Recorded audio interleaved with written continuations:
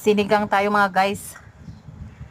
Ang halo ko pala niyan ay sayote lang at saka kangkong. So nagbili ako ng kalahating ribs. Magkanong kalahati sa ribs? 195. Ay hindi kalahati. Basta 195 yung ribs na binili ko.